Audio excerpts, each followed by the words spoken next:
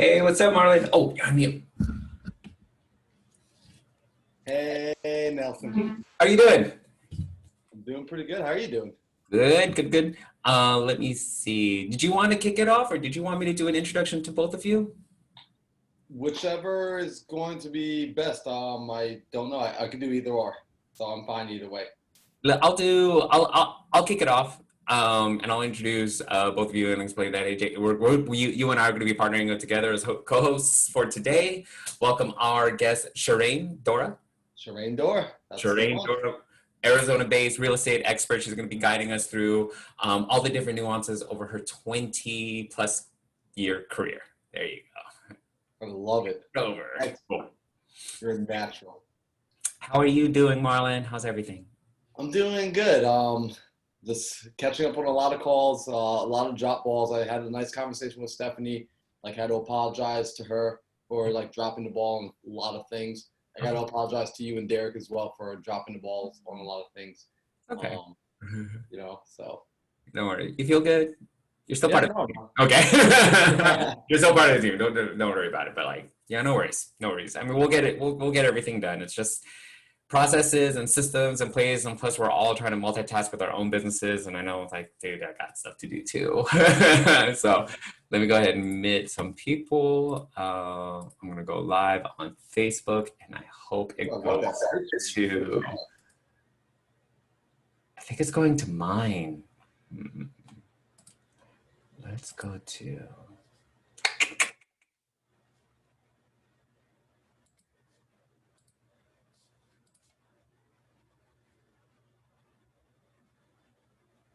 I think it's going to my Facebook. Is it? And probably will if you're live, if you're the host. But no, you're on Jacob's. That's what I thought. And I don't have admin access to Jacobs, but it's fine if I go online. It doesn't matter.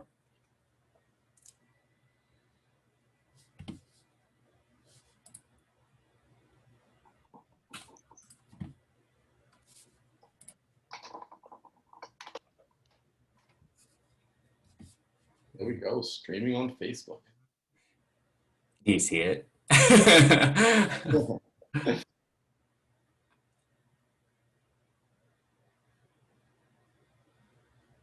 All right. It's definitely on mine. Oh, hi, Sharane. Oh, you're still on mute. We can't we can't hear you.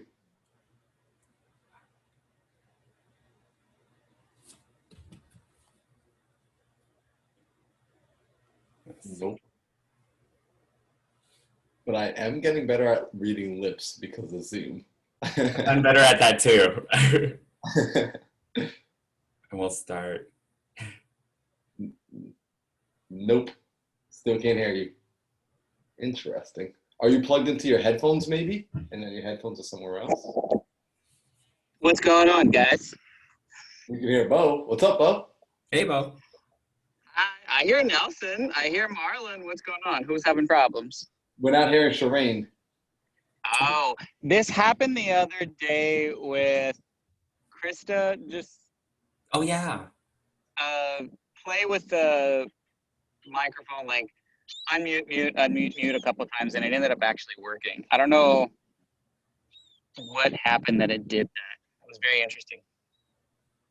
No, we still can't hear you. Can we hear Elise? Hi, can you hear me? I'm here. Hear Elise. Yeah. Ah, that's so weird. Oh no. It happened to somebody the other day. Who was it that happened to the other day? It happened to Krista, yes, Monday. Yeah, yesterday. Yeah, whatever day this week it is. You may have to Want to log out and log log back? out. Log out and maybe try back in. Somebody want to Okay. shoot her over the link again by chance, maybe? Yeah, Marlon, if you want to shoot her the link, Send me, in a message. I can send that right here. Yeah, and that way it'll be a quick, easy back in.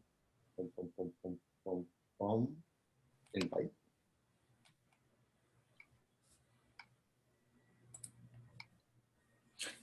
So it's streaming on my Facebook, please, because that could be streamed on Investor Party. So Okay. I am. Oh, It should. Oh, did directly to yours because it's connected on your computer. Perfect. Yeah. Hi, Nelson's Facebook. I'm on Facebook. That's right. Oh yeah, all of you guys are on my Facebook. I have it open right now, and Bo came in and came out. All right. Well, in case there are any of Nelson's friends who don't know who we are, you should join the party because we're so much fun. Oh, I know. Maybe I should take this time to introduce everyone since people are watching. Anyway, hi everybody, and hello to all of my friends. So if we haven't talked in a while, just know that I haven't been on social media for a while, but that's sooner or later going to change. But I have been part of this wonderful, amazing investment group called Investor Party, where we are all individual entrepreneurs from around the country, and we all come together in a mastermind group, and we basically, in a nutshell, change the conversation about homelessness in the United States. So what we do, we acquire properties and we use our financial market investments to accumulate wealth for oneself and for each other, but also we focus on giving back to the community as many ways as we can. So we acquire properties and we house at-risk youth, LGBTQ, survivors of domestic violence. We give back to the community in multiple ways. So 3 times a week, we as an investment mastermind get together to do these calls to invite a lot of you guys to get involved into our next projects to grow with the community as well. So if you think of wealth accumulation, think of wealth accumulation and philanthropy all at the same time. So welcome everybody. I'm glad to have you join us at Investor Party. Party Chatter. These calls happen 3 times a week, every Monday, Wednesday, Friday, 12 to 1 p.m. Pacific Standard Time. Come follow us. We invite so many different types of guests, all talking about investments, all talking about philanthropy and entrepreneurship. We talk about women and minorities. We talk about mindset. So anything that helps in personal and professional growth, we have them on board. And it's a beautiful, growing community. Would love to have you participate even more. Cool. How you doing, Sharane? I'm doing well. Can you hear me now? Yes, we can. Oh, We yay. go. There we go. I was like, well, maybe I'll catch you guys next time. That was fun. So I was introducing everybody. Welcome everybody to Party Chatter for today. My name is Nelson. If we have not met, Jacob is taking care of some business right now. And I want to introduce my co-host, Marlon Johnson, based from New York, right? You're based in New York. Sure. Are you in New York right now? Maybe. Yeah. I'm trying to play little games of Where's Waldo, so my Instagram is trying to figure out exactly where I am right now, so I can't just give it away. Okay, I have no idea where you are. So there's the thing about Investor Party. Since we're a nationwide group and we're constantly moving, I have no idea where my coworkers are. A lot of the time. So I'll guess. Literally do it from anywhere in the world. So that's what's so awesome about this. And we get to meet so many amazing people. That's how I met all of you. And that's how we were able to meet our wonderful guest, Sharane. I actually met her when I was out in Arizona. So she was supposed to be talking to Jacob today, but life happens to all of us. And Jacob is somewhere out there in the world, and we will find him. He's taking care of some other bigger problems. And today we get to hang out with you, Sharane. So thank you for coming on. Yeah, thanks for having me, guys. This is awesome. I love it. So fun. I like being on Zooms. If I had another lifetime, I'd be on Zooms all day long, which I know so many people are sick of them, but I think it's really cool to be able to meet, like you said, people from all over the place. And this has just changed things, I mean, phenomenally. It's really fantastic. Absolutely. So you missed a little bit about our introduction. Nelson was giving a little introduction to his followers because today we're tuned into his personal Facebook. And he was just letting everyone know what it is we do here with Investor Party, which is we're aiming to change the conversation around homelessness, that's a weird one to say, homelessness with youth in the United States, especially within the LGBT community. So it's amazing that we all come together, and we wanted to have you on the show today because you had such a powerful story. I got to sit down with you, interview you, and have you on my podcast, and you told me your story in person when I was in Arizona, and my jaw was on the floor because I said, wow, first off, this woman is a badass, like so cool. You always have a smile on your face, and to know where you started, what you went through, and what you're continuing to do today, I still draw inspiration from that today. So I don't want to tell your story. I want you to be able to share your story with everybody else, if that's okay with you. I'm happy to. And Marlon, maybe because I'm fortunate, and thank you guys for being patient. I don't know why I had to log out, log in, so forgive me for that. Maybe you can direct me a little bit about which pieces would be most useful for the audience that's listening, since I didn't get to hear that. Absolutely. Yeah. So you have a 20-year history in the career of real estate, correct? That's right. Yep. And with that history, could you tell us a little bit about the early background about how you got into real estate? Sure. And just give us a quick, 1-minute recap of how you got into real estate and what you built for yourself. Yeah, absolutely. So I actually started out of school. I have an accounting degree of all things, and that's usually kind of blows people away. It still blows me away because I'm actually much more of a people person than enjoy being behind the computer, but it does serve me well. And I met my husband as a client when I was working at a Big Four firm. And after dating long distance, I moved to the city that he was in, and it was a much smaller town, and they didn't have the type of clientele that I had worked with in the past, big public companies and different things like that. And I found myself in my early 20s, still relatively fresh out of school, but, very much career driven, trying to figure out what the heck I was going to do in this smaller city. And everybody kept saying, oh, you should do real estate. And to be very candid with you, I thought real estate was for losers. I did not have any interest whatsoever into going into real estate. I hated the idea of real estate agents. I just thought it was, and at the time, quite frankly, I had not been exposed to real estate investing. I just knew real estate as real estate agents. And so after kicking and screaming and not really wanting to do it, I realized I didn't have a lot of other options. I was very money driven at the time. I will tell you that. I was young. I wanted to go make money. And so I got my real estate license and I started selling real estate. And not long after, my husband and I decided that we really needed to start investing.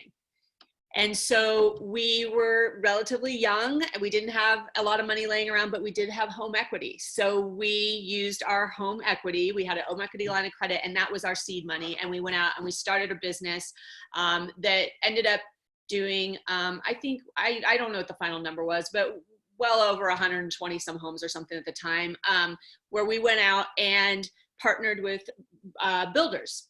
And we provided them off balance sheet financing. I could get into the weeds about why and how and all that stuff, but I don't think that's useful here. But we ended up building this real estate business where we partnered with builders, and we bought the homes, leased them back, and then we had a profit share at the end. And it was massively successful. And so we did that with national builders. One of our first clients was US Homes in our little tiny town. And we just met the local person, and then we did private builders as well. And it was a phenomenal thing to really understand the world of the real estate investor, raising private money and doing all those things, because we didn't have a lot of money, and we scaled it pretty quickly. And so the story goes is that was phenomenal, and we thought we were amazing, and we were making many, many, many zeros. We lived very frugally, thank God. And then, of course, the real estate market imploded. And we were here in Arizona at ground zero.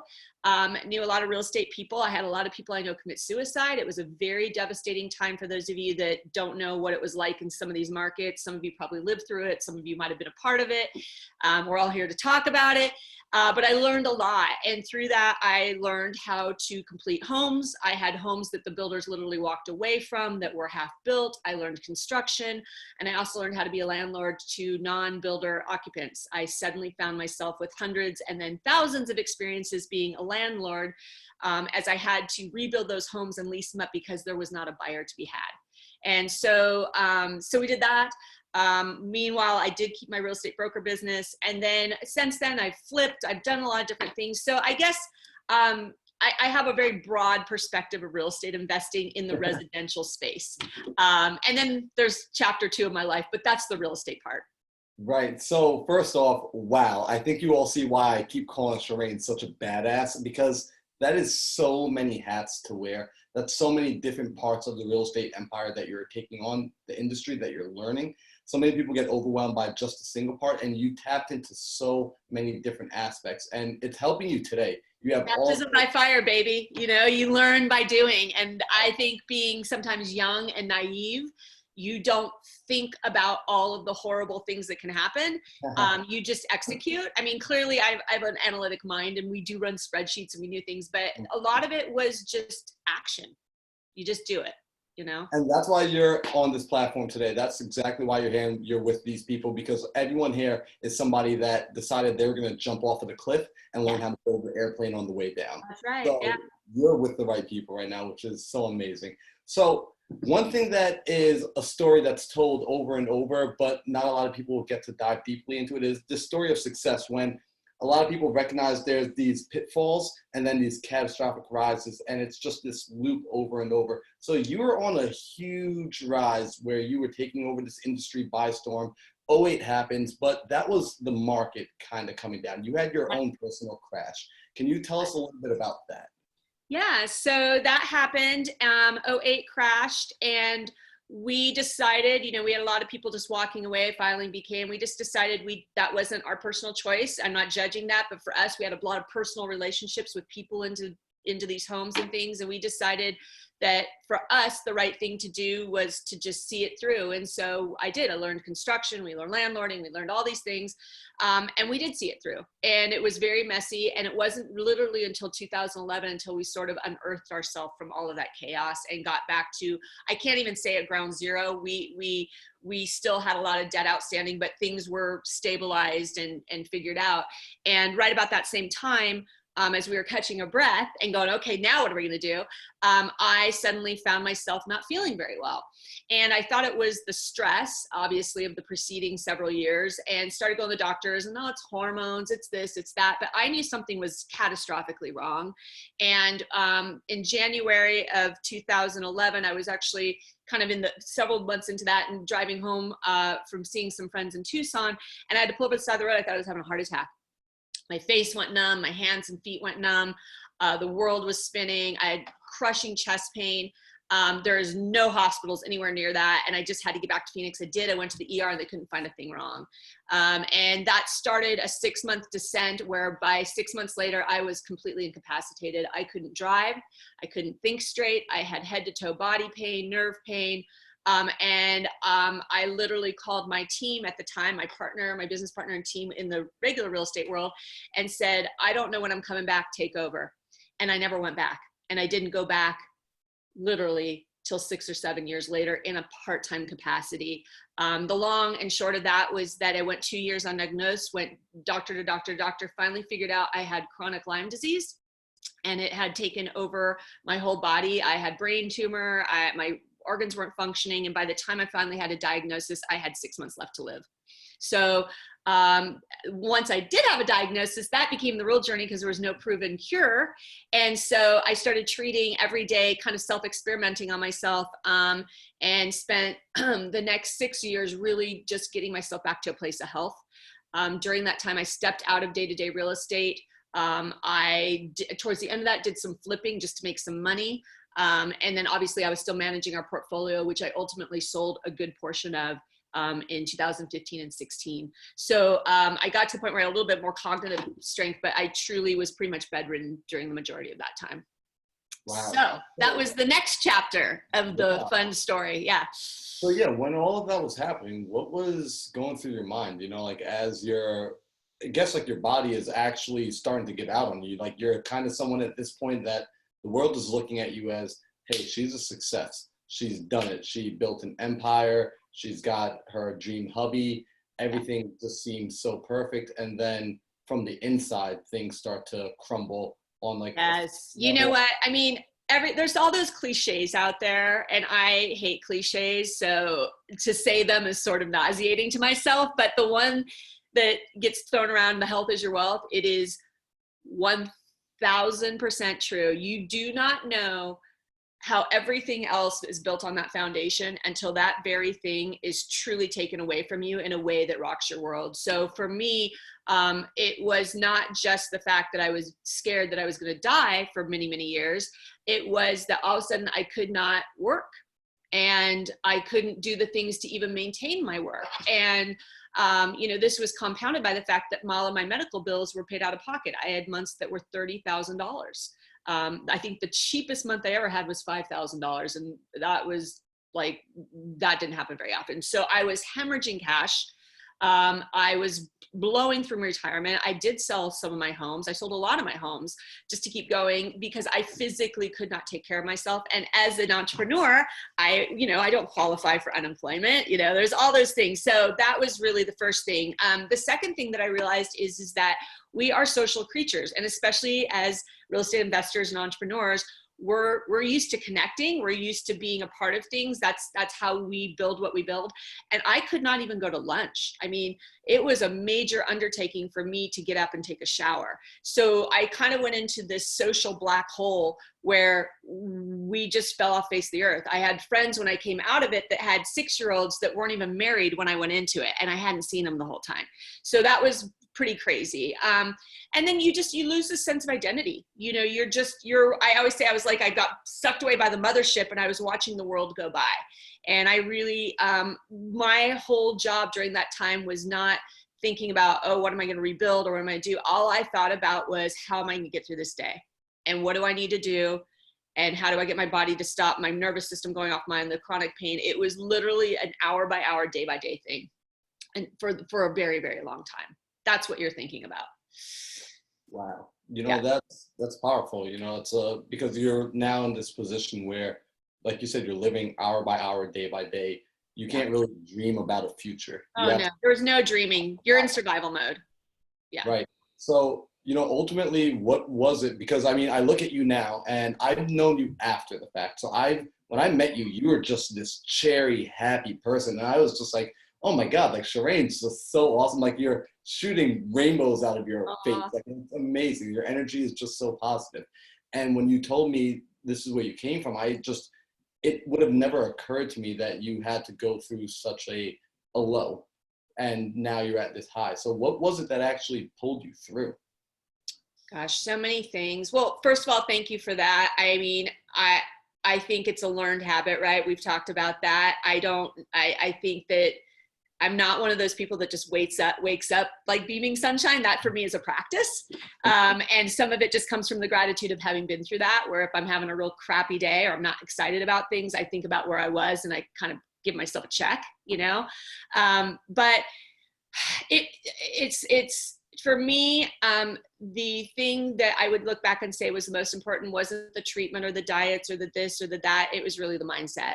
I had to make a decision that I was not going to die. At that time, there was very little information around me about my disease. We were getting in like dark chat rooms because doctors were losing licenses. We were navigating this completely blind. And it was not only painful, I was in tremendous pain. It wasn't just that, it was that there just wasn't a lot of hope. And I couldn't find hope within my community. So where I decided to go was I just started looking for hope of any sort. And I started scouring the internet for stories, videos, books when I was able to read more of stories of people who had overcome great difficulties and people that had overcome great health difficulties, specifically people that had horrible accidents or illnesses and were considered incurable or couldn't walk and then learned to walk again and were told they couldn't walk.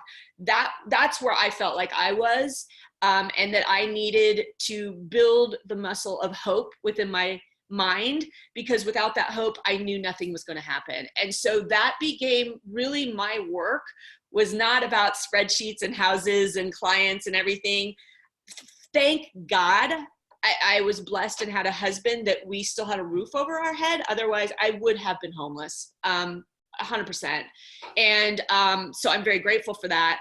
But I really I had to decide that I was going to get better. And I had to feed my mind every day in spite of what I was feeling and seeing to know that that was going to happen. And that was the number one thing. And it's what I tell people that call me now. Right. So, and that's powerful. You and I spoke about this, the power of the mindset. I agree with you. I think it's the most powerful tool we have at our disposal as humans.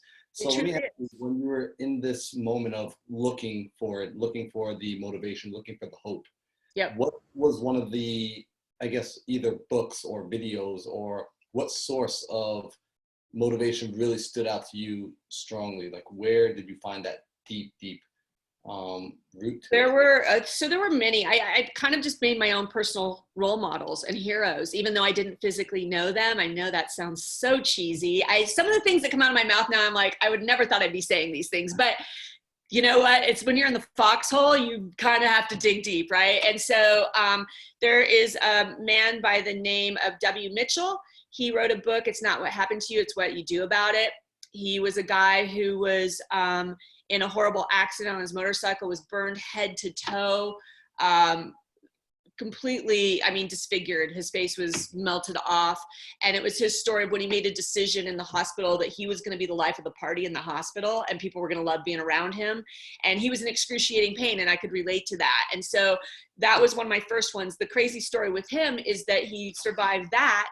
And then he went on and taught himself how to fly a plane. He did all these things. He crashed a plane and then he was paralyzed. He had 2 massive life setbacks.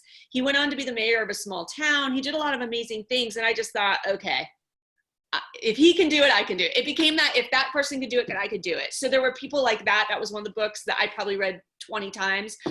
There were other stories. There's another miraculous story of a girl named Anna. She had big grapefruit tumors through her whole body. She was red last rites. She ended up dying, had a near-death experience and realized she was able to cure herself, came back. This is fully documented in all the Harvard books.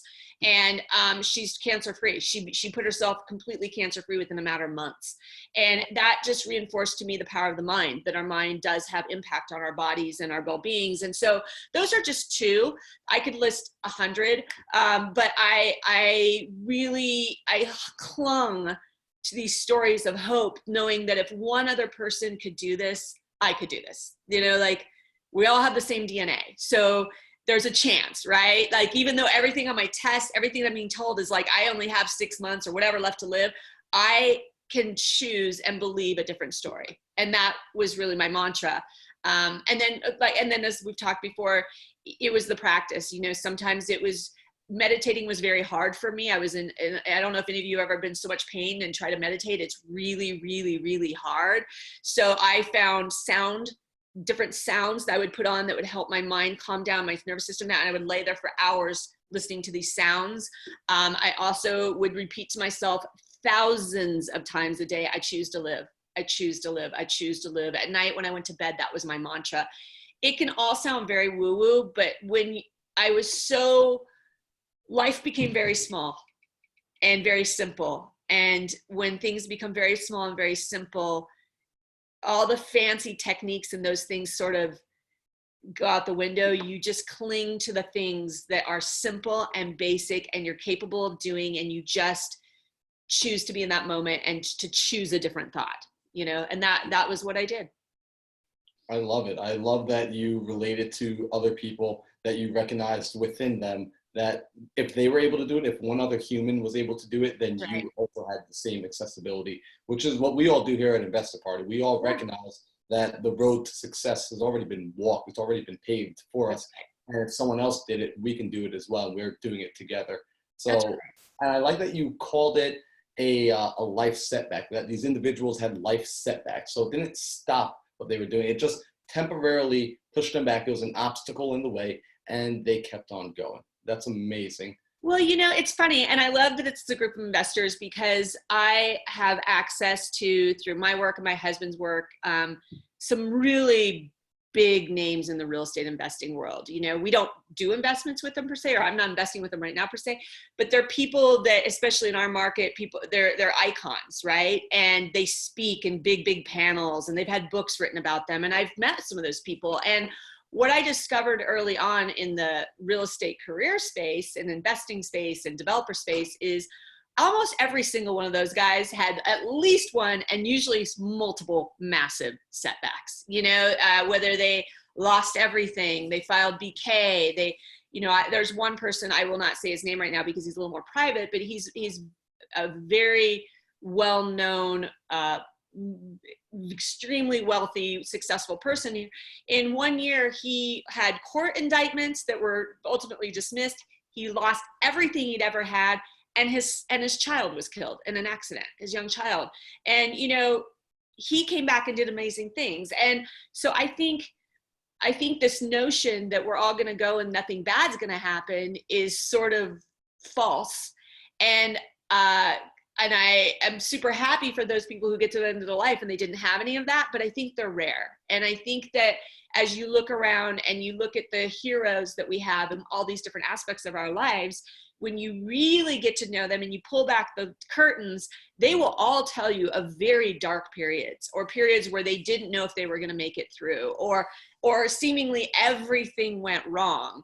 And the people that end up showing up on the billboards as success people is the people that come out of that and make a decision to come back. Those are the ones we see, right? And I don't think that there is enough conversation around that. I think that we idolize people, but we don't get to hear about how they're like, I literally had maxed out my credit cards, was surfing on there's so many stories like that. I have another good friend of mine who, he is very well known in the stock investing space. He and I dated 100 years ago, pre-marriage, and he's spoken at Harvard. He has a big subscription base. What people don't know is I knew him when his wife and him got divorced and he couldn't provide for his kids and his first 2 businesses had failed and he was sleeping on a buddy's couch. And nobody really knew because he was holding a job. He was putting on his tie and going to the office, but that was a very dark period of time for him. And he could have just decided like, I'm not cut out for this. It didn't work out, but he didn't. He kept going and now he's enjoying those successes. So anyways, that's a little long-winded, but I just feel like, I wish that I have an idea in my head of an amazing podcast that just talks about all the people that are amazing now. And all they do is get on there and talk about the hardest time, and not to be like downers, but just to give people hope. Like, stuff happens, it just happens. This is why I love you. And this is why I wanted you on the show. This is why I had you on the podcast, because this is what people don't get to see. This is the truth behind the scenes. And unfortunately, a lot of people are going through this and they're going through it in private. And because they're not sharing it, they're not having the conversations to know that they're not alone, that in fact, they are on the right path. So, that's right. 2020 especially. This is a very, very difficult year for a lot of people at all stages of their career and their investing, their entrepreneurship. And I know, there's something to be said about putting on a brave face. You just got to get through it. And I commend that. But I do feel that it can be a very lonely space if you're the one going through the things and you look out and all you see is, the shiny. It really can do a mind game on you. And my hope is that more people come out and tell their stories. I think it's very healing. I think it's very inspiring. And I think that as humans, we need to know that we're not broken. This is just life. Stuff happens. Absolutely. And that's why being a part of a community helps as well. When you're a part of a community, you get to have people remind you when you're in those down times, keep going. This is normal. We're going to get through it. We're still here for you. We're not abandoning you. And that's what this investor party has created. And that's why it's so amazing. And you and I have seen it with Squatting Up, with Facebook. We've seen it there as well. We recognize that you have to come together. So speaking of come together, Nelson actually asked a really good idea, which will ask a good question, which was, did people start treating you any differently? After you had your early success and then after you had this bit of a downfall in your personal life, and, did you start to see the way friends who were with you before were different? Oh, yes. Yes. So I was always a work hard, play hard kind of gal. And I think that goes with you when you're young. And so I worked like a banshee. I worked really hard 7 days a week, but I also loved to have a good time. And so we would do a lot of fun things. And suddenly I was not doing fun things. I wasn't doing anything. And 2 things happened. One was the good time friends, they all disappeared like rats on the ship, right? They're gone. Like that just happened quickly. And there was a period of deep grieving for me. I would be lying if I didn't tell you that there were periods where I would just sob, because as much as I was a good time person, one thing I think about myself is I've always been a good friend, and I do pour into people, and I just felt like that reciprocity was just a given, and it wasn't. And so that was crushing for me. the other thing was that I made a very big mistake in the beginning. I think I underestimated how deep and long of a hole this was going to be to climb out of. And secondly, I have always just kind of been a pull yourself up by your bootstraps and get it done kind of girl. And I was not as honest and vulnerable as I should have been. I just sort of went dark, thought I'll figure this out. Well, I'll figure it out. And I didn't. And so by not asking, not reaching out and saying, hey, I need help right now. I think that I really did myself a disservice, and I did some of my relationships a disservice. So, yes, it changed. It also changed as I evolved. Coming out of it, my life is very different now. I require a tremendous amount of sleep. I have to be pretty neurotic, for lack of a better word, about my diet and my alcohol intake and, you know, all those things. And social circles shift. And there is a large segment of society that socialization revolves around being out and about and happy hours and stuff like that. And when you are shifting how you are taking care of yourself, that changes too. So it all changed. Out of all of that, I would say that there are, you know, maybe a handful of people that I say stuck by, were true friends, and I came out, and I am forever grateful for those relationships, because it is very hard to maintain relationships when you're ill, but it's also very hard to maintain relationships with people who are ill. And I have a lot of respect for people that do. It is not fun to be friends with somebody who's very sick for a very long time. Absolutely. I'm really happy that, you know, through everything, through the down, there was a lot of good that came from it. You were able to find out friends that are going to stick around through the hard times because they were tested through the trials of fire. You were able to see what was strong about yourself. And even coming out of this, you've now begun to rebuild not only your real estate empire, but you also started a brand new company, which is called Pesky's, which is actually, you know, can you talk a little bit about Pesky's? Because that was super awesome. So my disease was I got it by the bite of a bug, most likely a tick. I don't remember being bit. I just went from being healthy to being very sick, and I didn't ever really know when the exact moment was that actually took place. And so as I was, you know, kind of navigating this medical world, what I quickly discovered, and you got to keep in mind, this is almost a decade ago when I started out in this, so it was a different landscape, was that I had contracted the fastest growing infectious disease on the planet, more cases of it than breast cancer, HIV, other things combined, and yet nobody knew a damn thing about it, and they didn't know that they should be worried about it. And so that just sort of struck me, because what I knew was, had I caught it early and somebody would have diagnosed me early, I would have taken antibiotics and likely been good and not lost a decade of my life. And so I was laying in bed and thinking about this, and then about 4 years in, I don't remember the exact timeline, I went to go visit one of my best friends who lived in Colorado. I hadn't seen her the whole time. It was the first time I'd been on a plane to go see somebody. We went for a walk out in nature. I saw deer. I was covering myself in natural bug spray because I didn't want to get reinfected from a tick bite. And I was like, you know, there's got to be a better way. I can't wear the toxic stuff. My health was still too fragile. It would make me too sick. And I said, it'd be so nice if I could put clothes on. Well, that was the impetus for Pesky's. I went online, saw that indeed the technology did exist, but nobody had packaged it into a clothing piece that was something that a girl who shops at Lululemon or, you know, wherever at Fabletics or whatever, Target has cute stuff. So there, whatever it was, that she would wear that. And so the idea was born, what if I could create a clothing line with this world-class EPA registered technology and use it as a platform to raise awareness for this disease in a sector of people that don't know that they should care.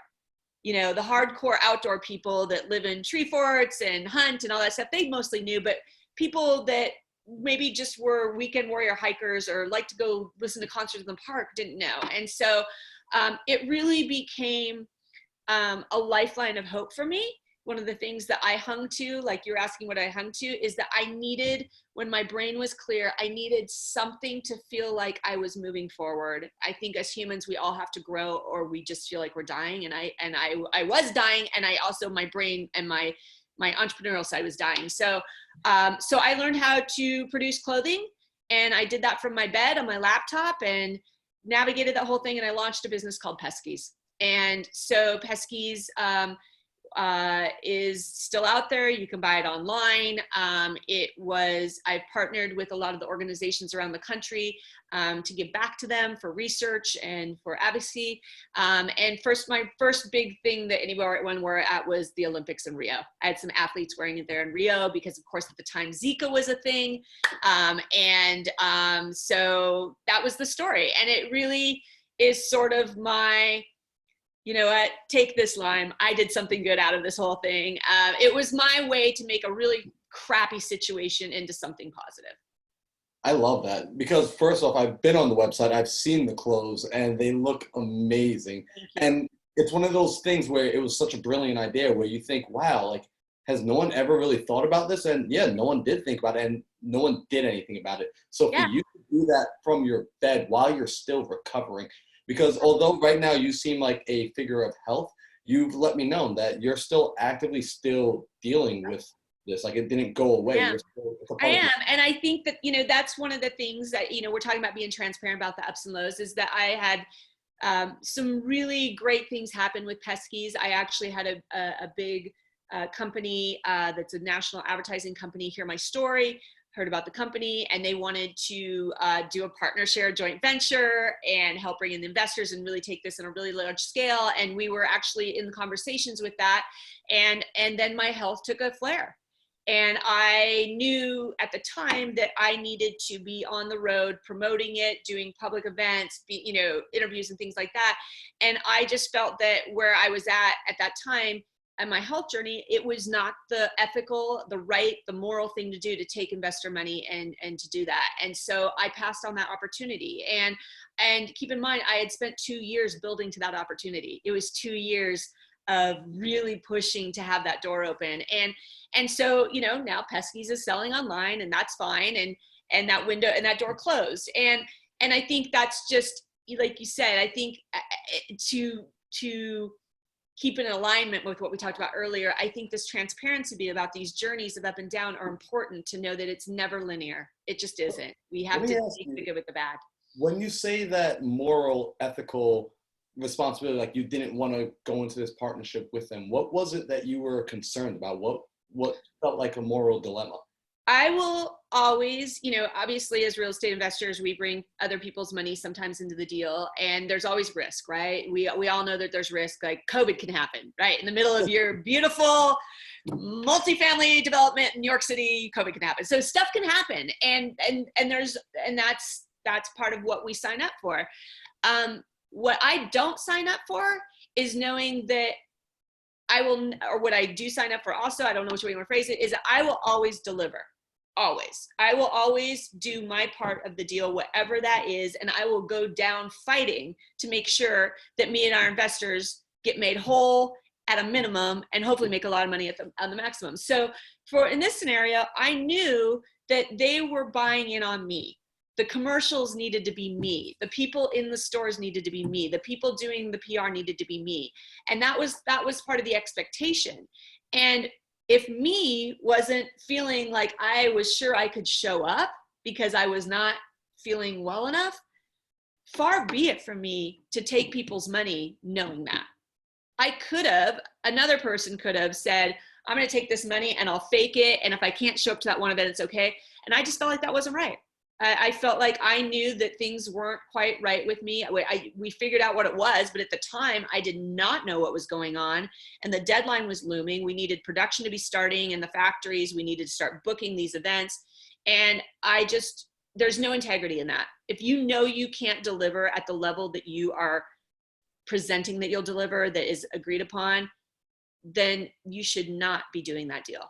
And so that's when I decided it just wasn't the right thing to do. Wow, that's a lot of integrity right there. And again, like I love that about you. Like really, like you don't just speak it, like you live it. You made that decision. I mean, we have to sleep at night, right? Like we have to go to bed at night. And I feel like, especially in today's day and age, you can't hide. The world is small. Not that you want to hide, but if anybody's thinking about hiding, let me tell you now, you cannot hide.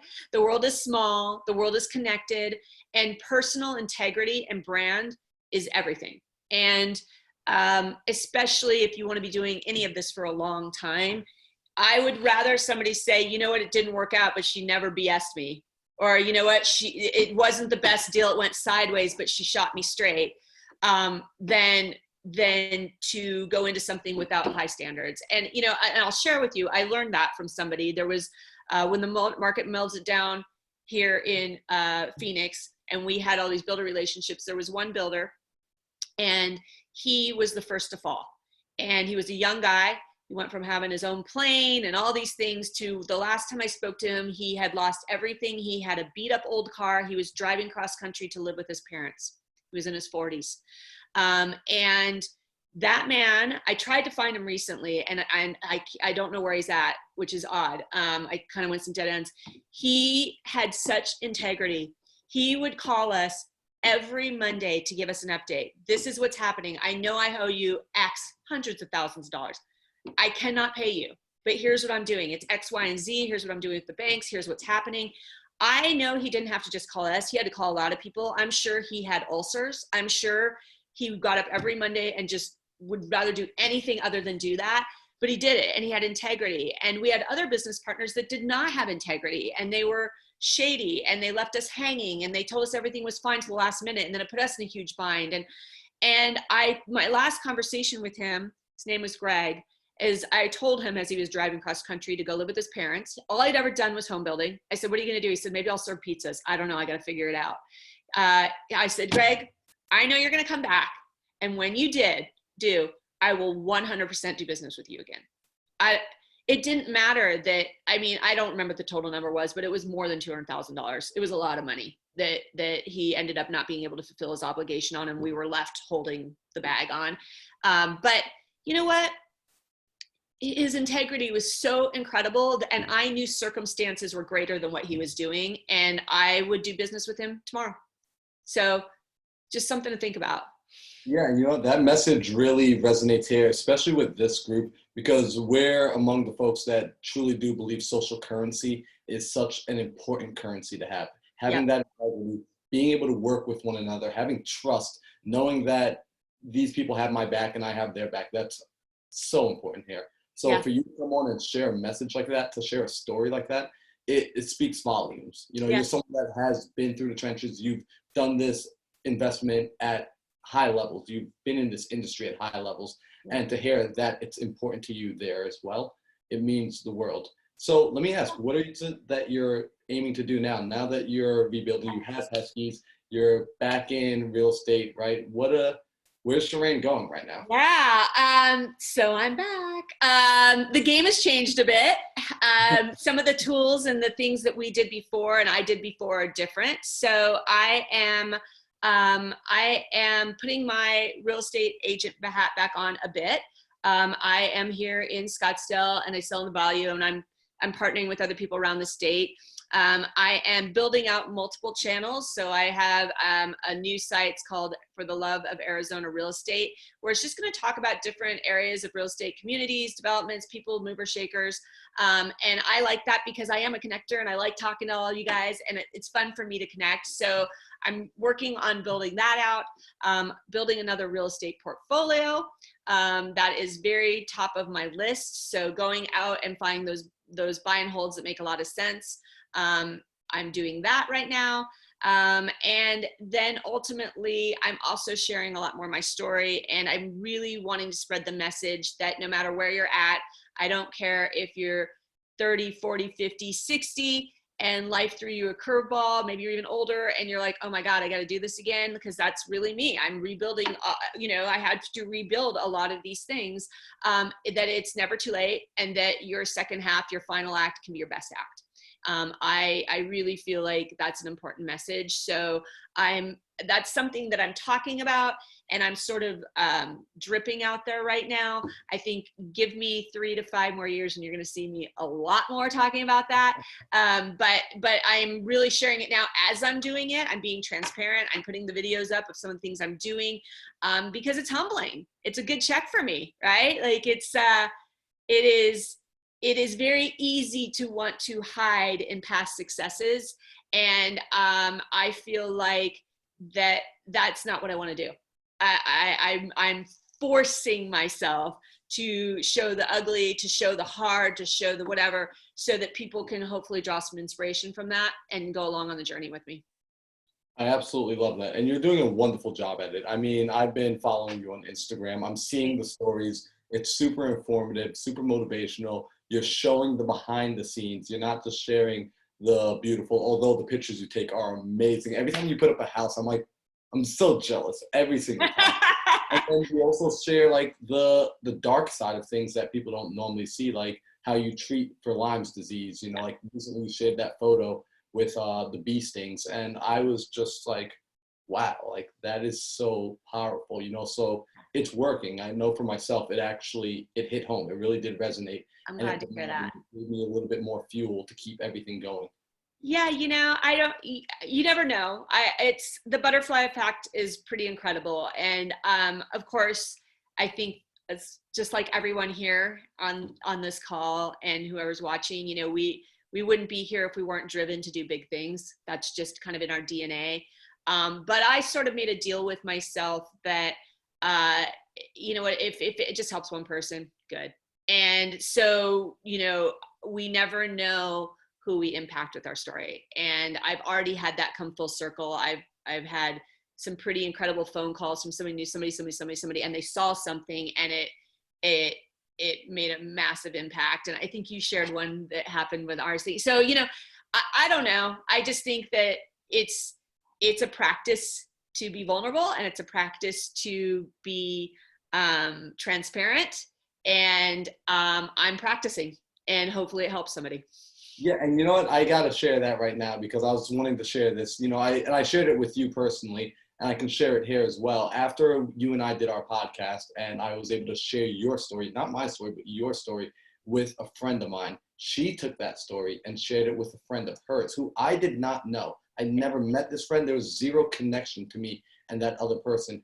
And when her friend got your message, it inspired her so much that she finally ended a relationship that she had been in, an abusive relationship that she had been in for years, got a ticket, flew out to Nashville, and moved. She got away from that boy, moved on. I mean, that makes me want to cry. That's just so cool, you know? I felt it was amazing. And it made me realize, wow, that would have never happened if Sharane didn't share this story. If you had only shared the highlight, right, that would have just been something that she would have maybe thought like, wow, that's cool, but that's not me. But you shared something that resonated with her.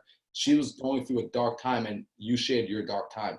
And that ultimately showed her that you can make it out of that.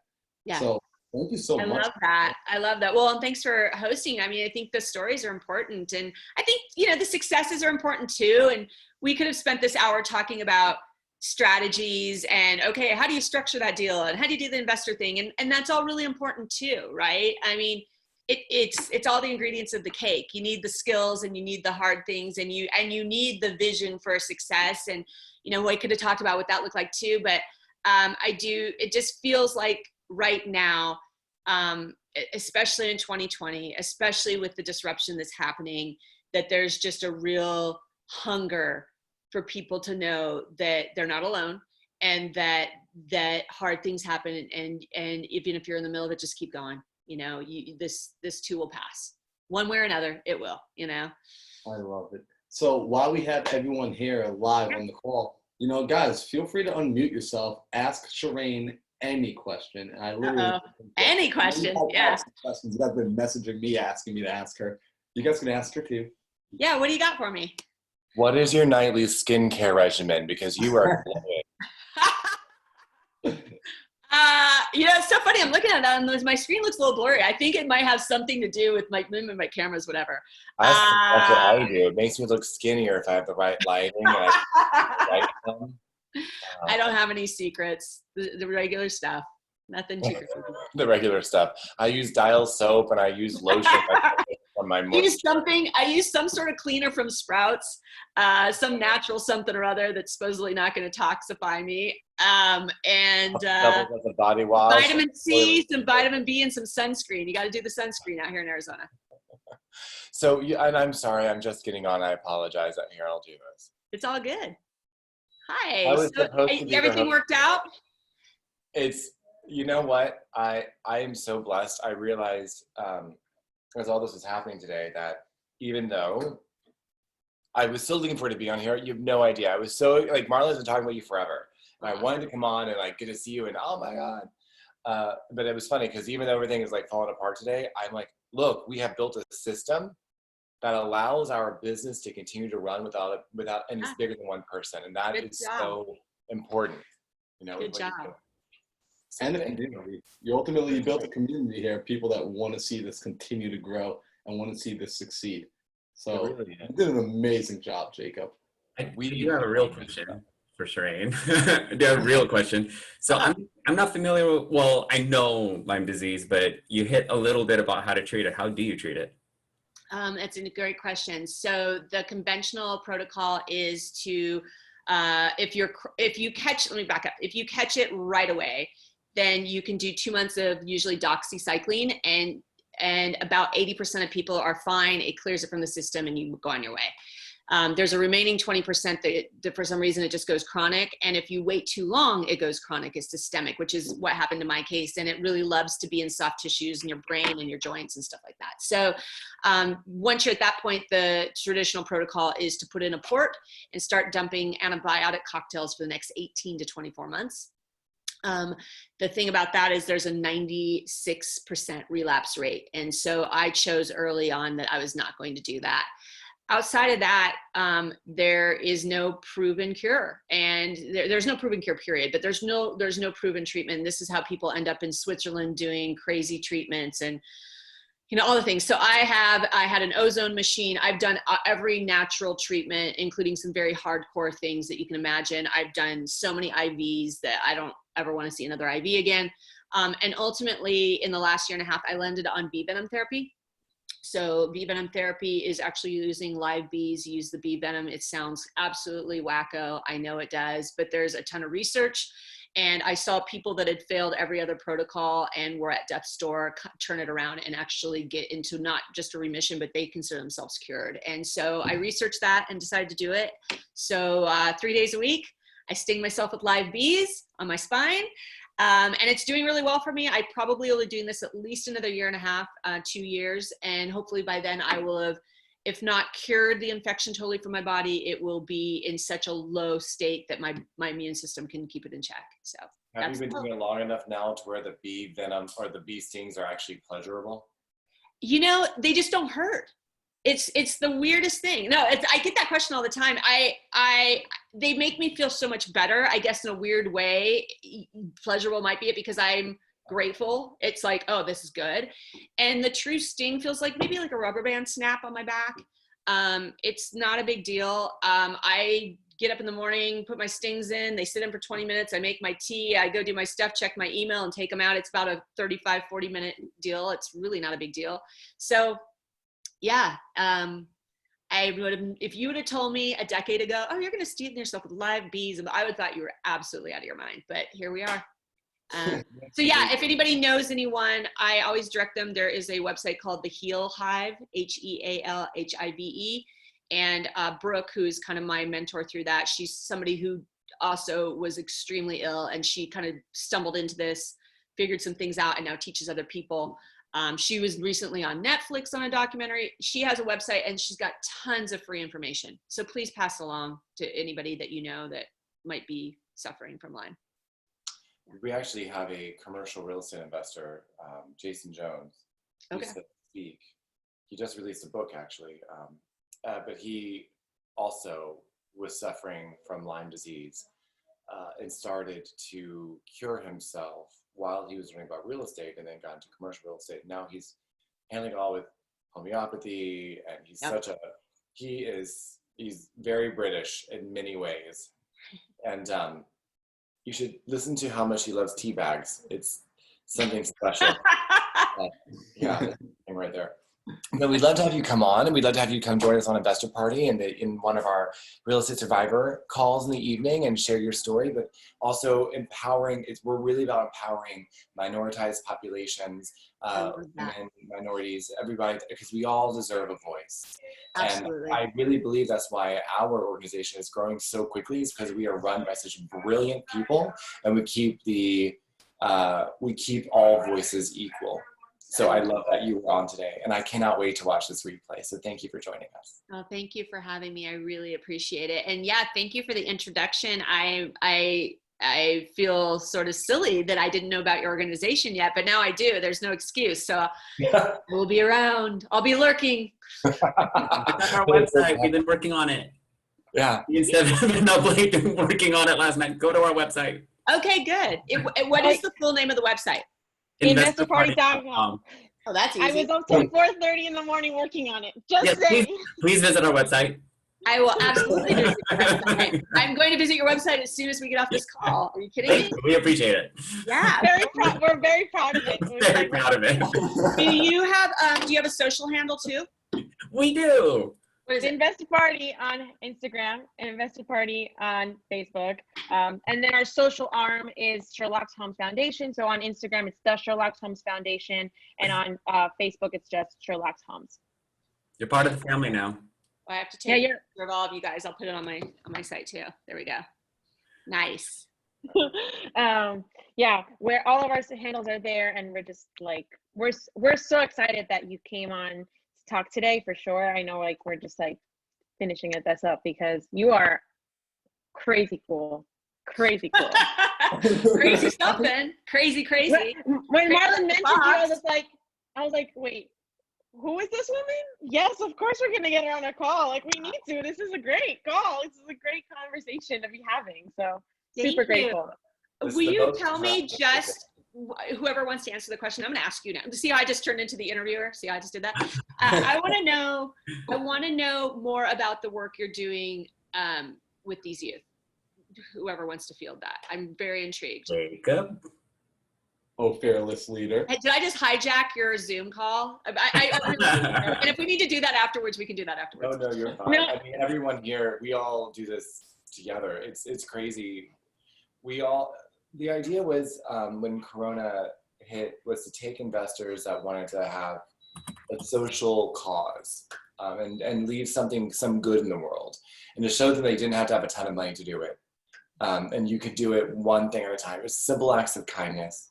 And then they can escalate into so much more.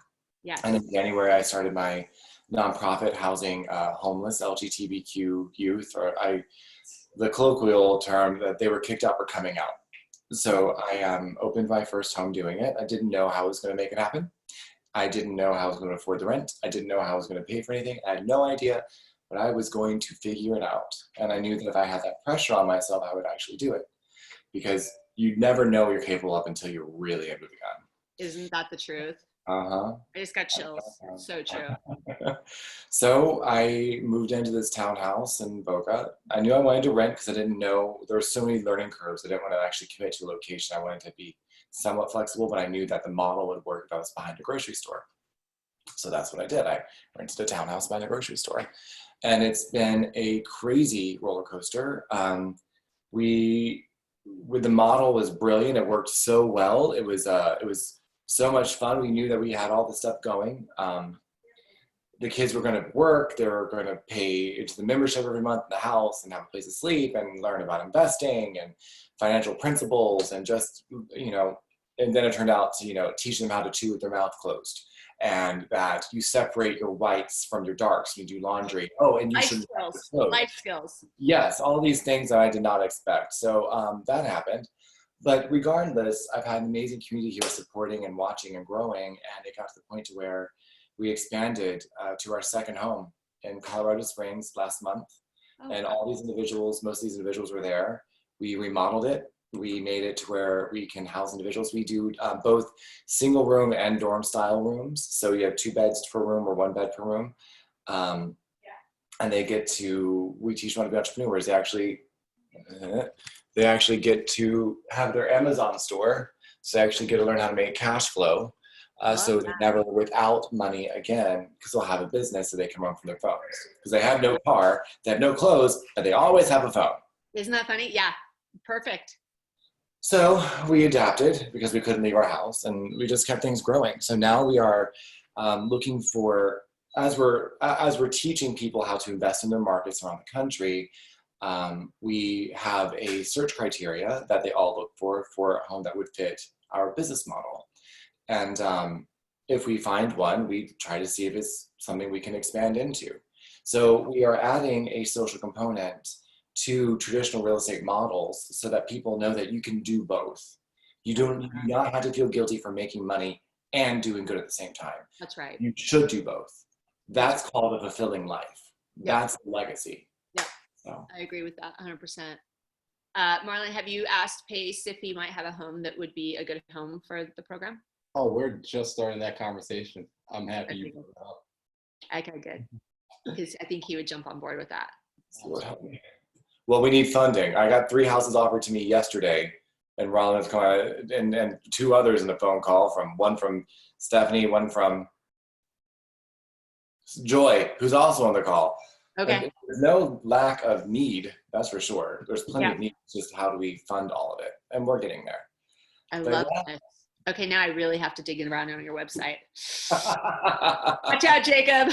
I'll be calling you. I'll be like, all right, so let's talk about this. Welcome. Please, Marlon, give her my phone number directly. Text me, email me. I love that. I agree. I mean, it's one thing to create business. It's another thing to have impact. And if you can do them at the same time, like, the more the better. I agree. And now that I'm doing them, like, if you're not doing them both at the same time, what the hell are you building? Yeah. If I was not doing something that was going to be bigger than money, I wasn't doing anything.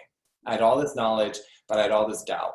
And the minute I started doing it for others, it became so much more rewarding. And the lives that we're changing are not just these kids, but they're our own. Yeah. It's the giver gets changed as much as the receiver, for sure. Yeah, oh my God. I'm a different person than I was when I started this. And I know everyone else can say the same. Your friends are telling you now, they're like, we like you a lot better now. You know, I'm just kidding. I'm teasing. You're okay, but you're great before, but you're really good now. That's what she's perfect for our community. Like, she exactly knows how to, like, she fits right in. She throws it back in. Oh yeah. I'm on my best behavior right now, but I can definitely dish it. That's for sure. Oh, I cannot wait to rewatch this. This is gonna be so much fun with this. Jacob is so exhausted. You could tell from his face that he's exhausted. If not, he would be like he would offend you at some point. That's the kind of his mission. He likes to try to offend our caller. Like I don't try to. It just happens. You know. It just happens. It's the thoughts that are going through your head that just. Exactly, and you should see the things I hold back. Oh, I understand. I know you do, bro. You're in Arizona. You people over there are not polite. You keep bitches. I know. Anyway, I'm going to excuse myself. Marla, I'm going to let you in the call because you started it. And by the way, my dear, you will be getting a recording of this shortly and an email saying thank you and everything like that with a link that you can share on your social media if you prefer, if you feel like it's worth it.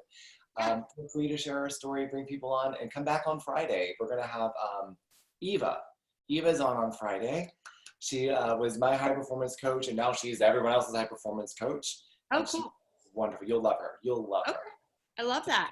I will check it out. Strong women. Right, Joy? She's down there somewhere. All right, Marlon, wrap it up. All right. So yeah, I'm driving. Look at that, Joyce. Sorry. I'm No here. I'm driving, so I got to focus on the road. That's okay, my dear. That's no problem. Okay. So, Sharane, thank you so much for coming on. We truly did My enjoy pleasure. you. Thank you for sharing your story and being vulnerable with us and going places where most people, they avoid it. They avoid those conversations.